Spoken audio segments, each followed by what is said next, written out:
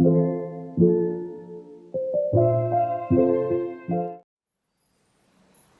Friends, welcome to my class of day 21। अभी तक हमने जो स्टडी किया है वो प्रेजेंट टेंस के पूरे 4 जो फॉर्म होते हैं, रूप होते हैं, उनके बारे में हमने डिटेल स्टडी किया।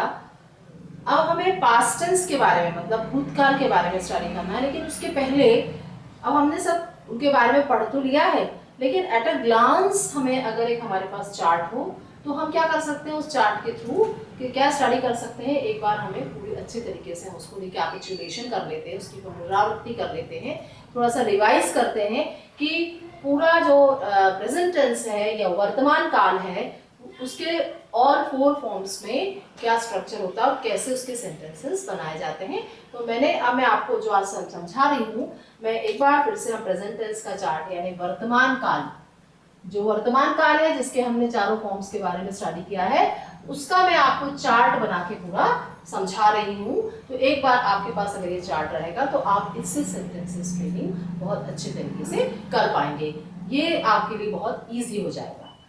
जैसे हमने पहले फर्स्ट फॉर्म जो होता है वो प्रेजेंट टेंस का, वो क्या होता है, या वर्तमान काल का जो फर्स्ट फॉर्म है वो सिंपल और इंडेफिनिट है, यानी सामान्य और अनिश्चित काल है, जिसमें हमें पता है कि क्या होता है। सबसे पहले आता है कर्ता, फिर आता है क्रिया, क्रिया का प्रथम रूप, और फिर आता है कर्म। ये इसका क्या है, यानी सब्जेक्ट प्लस V1, और V1 के साथ S और ES लगता है, मतलब वर्ब के फर्स्ट फॉर्म के साथ S और ES यदि सब्जेक्ट क्या होता है, सिंगुलर है। उसके बाद आता है ऑब्जेक्ट। अब इसका हम सेंटेंस लेते हैं और इसमें जो सफिक्स होते हैं, जो सेंटेंसेस के एंड में जो शब्द होते हैं वो कौन से होते हैं। करता हूं, करती हूं, करते हैं। करता हूं, करती हूं, ये क्या हुआ, सिंगुलर, मतलब एक वचन के लिए हम करता और करती हूं। और करते हैं, करते हैं ये क्या हो गया, बहुवचन के लिए।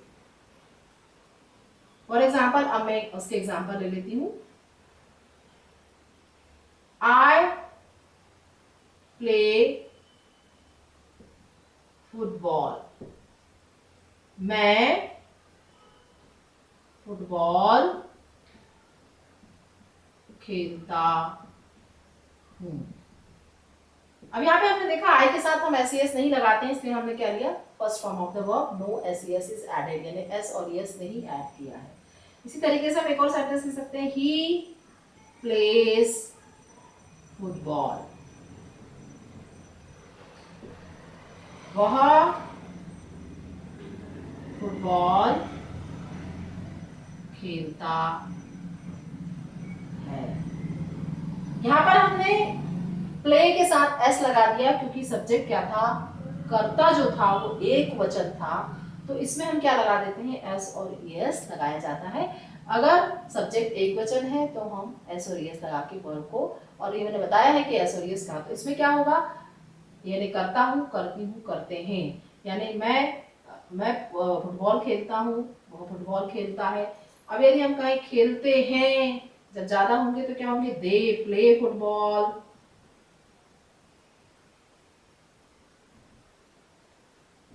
वे football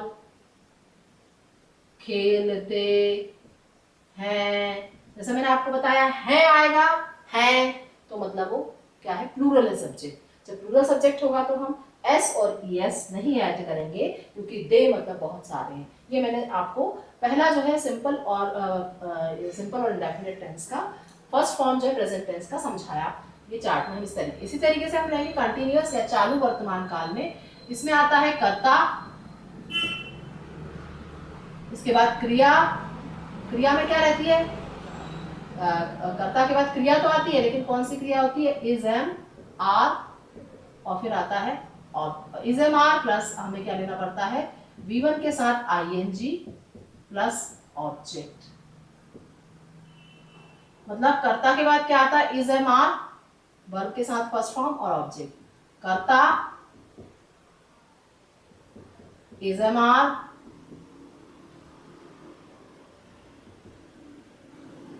plus V1 ING plus कर्म। इज और एम मतलब होता है, इसका मतलब होता है हूं, और आपको पता है इसका मतलब होता है हूं, और इसका मतलब होता है। ठीक है, अब इसी को हम चेंज करें तो मैं, इसका जो हम लेंगे वो क्या आता है, रहा हूं, रही हूं,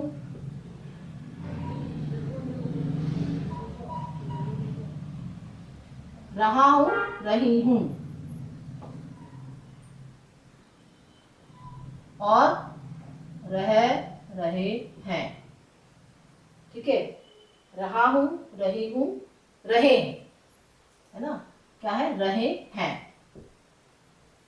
रहा हूं, रही हूं, रहे हैं। जैसा मैं अब आपको एग्जांपल बताती हूँ इसी में, आई एम प्लेइंग फुटबॉल। मैं फुटबॉल खेल रही हूं। He is playing football. वह फुटबॉल खेल रहा है। They are playing football.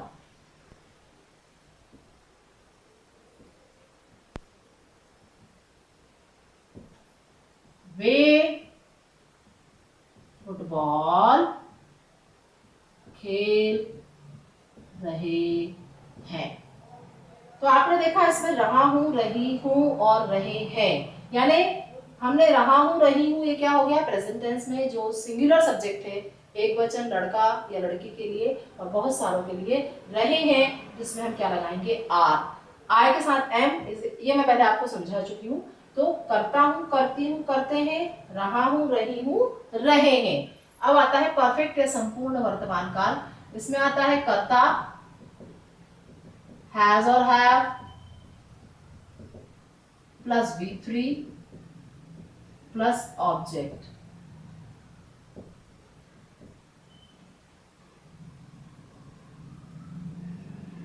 कर्ता has or have plus V3 plus कर्म। अब इसमें आता है चुका हूं, चुकी हूं, चुके हैं। चुका हूं, चुकी हूं, चुके हैं, ये मेन जो इसका है। तो अब इसमें अगर हम सेंटेंस देखें तो क्या होगा, he has played football। वह फुटबॉल खेल चुका है। I have played football।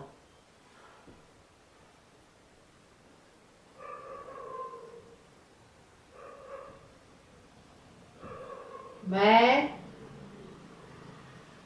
Football खेल चुका हूँ।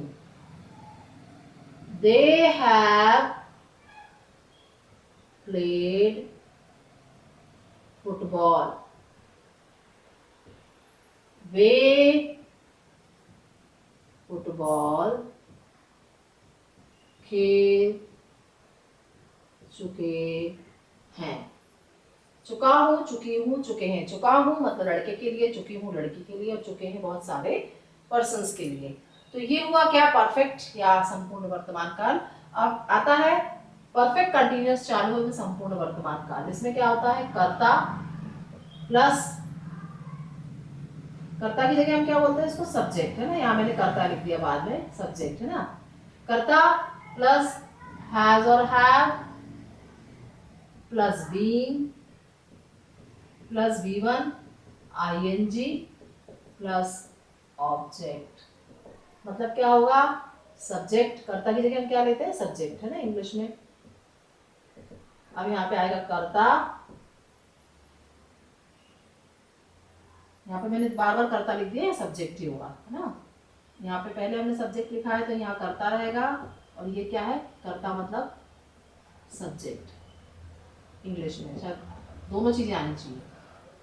कर्ता हैज और have plus being plus V1 ING plus कर्म। V1 ING का मतलब होता है V3, यहाँ पे आपको मालूम होगा V3 मतलब वर्ब का थर्ड फॉर्म, V मतलब क्रिया का तीसरा रूप। यहाँ पे क्या होगा, क्रिया का प्रथम रूप, मतलब ING हमेशा क्रिया के प्रथम रूप के साथ ही लगता है, हम थर्ड फॉर्म के साथ या सेकेंड फॉर्म के साथ नहीं लगा सकते।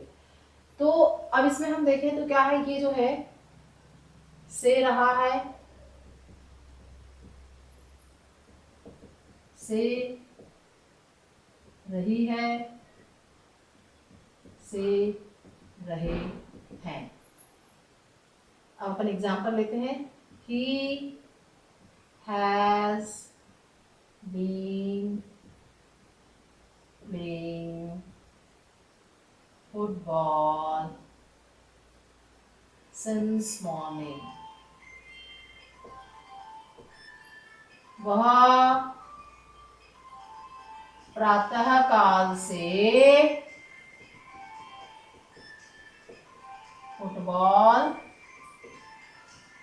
खेल रहा है। I have been playing football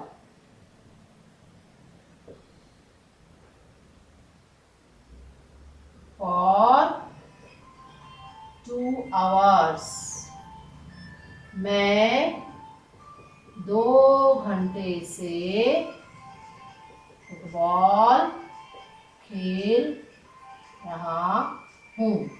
अब आप देखेंगे यहाँ पर मैंने सिंस और फॉर का यूज किया है।